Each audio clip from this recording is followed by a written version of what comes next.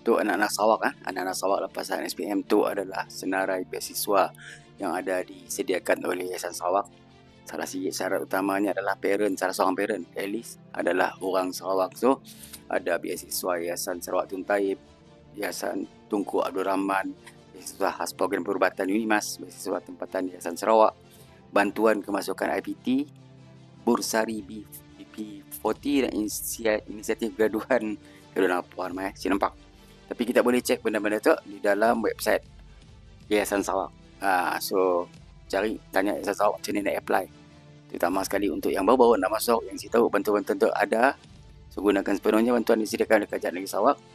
Yang penting kita orang teruskan pelajaran dan capai kejayaan cemerlang dalam apa je bidang yang kita ceburi. Saya kisah dalam yayasan bantuan tu ada yang untuk STEM, ada yang untuk akademik biasa. Okey, corakkan hidup anda ke arah hidup yang lebih bermakna.